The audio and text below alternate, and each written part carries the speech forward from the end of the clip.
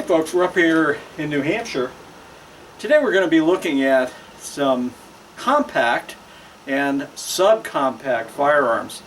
Particularly, I'll be talking about the Guardian Arms 32 caliber, which is about the smallest caliber gun I would carry. And even carrying it, it has some advantage in terms of its size, and we'll talk about that in a minute. But as far as its stopping power, very borderline in that 32 caliber. Even with some of today's more modern ammunition, it does have its liability. I would prefer a 38 Special or 9mm, particularly one of the 9mm defensive rounds that are available today. So let's take a look at a couple of different guns just from a size perspective, and then we're actually going to shoot a couple of them, show you what that looks like, and then we'll actually go to the shoot the Guardian and have you take a look at that. Okay, so what you have in front of us here from right of the screen to the left of the screen is the M&P 9mm, the M&P C also a 9mm, the CAR PM9 a 9mm, and then this little teeny guy over here, the Guardian in 32 ACP. Checked all guns are unloaded. With the Guardian, does not have the ability to lock the slide back short of you sticking a pen in there or something like that, which is of course a great option. But we have safety checked all these. We know that all these guns are unloaded.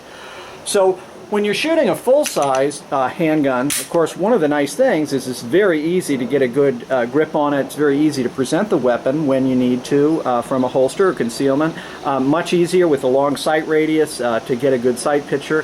Follow that sight as you're following through after shooting multiple hits. The next step down from that, of course, is the M&P 9C. Still have some of the things that you would get with a larger gun, except for in this case we're starting to lose some of that grip space on the bottom, but the overall gun, and I'll shoot this little bit, it's very controllable and certainly is a great gun.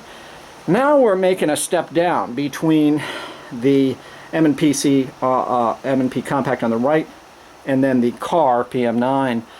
We are now getting into really a very small concealable package, but also one that begins to have its limitations as far as long distance accuracy.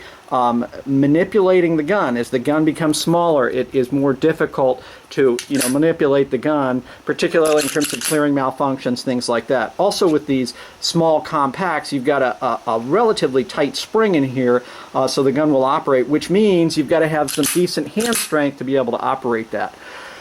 Not so much of an issue with this gun. It does come into much more of an issue now that with the Guardian. Now the Guardian Arms, nice little gun, but you can see here we've got extremely rudimentary sights. They're almost sort of a joke. To me, this gun is close quarters combat, and within a couple of yards, and you're simply pointing and shooting, and yeah, if you could get a sight picture, great, but the problem is there's not enough sight to actually get a decent sight picture. So we're going to take a look now at shooting the gun, as well as some the holster option that I prefer, and we'll show that to you in just a minute. Okay folks, so I've got the Guardian North American Arms. These are made in Utah.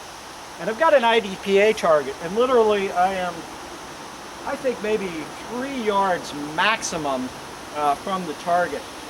And with the gun, you're seeing, again, very small, and you can note that in my hand here how small the gun is. And in fact, if you look at it here, it's very hard for me. It's got this grip extension, which helps a little bit in terms of getting a purchase on the gun, but very difficult to to get a nice tight hand in it. So I'm just going to fire 5 or 6 rounds into the center of this target, and this is what I think would be practical versus getting out at 7 meters or whatever. There's just not enough long sight. So I press out, right?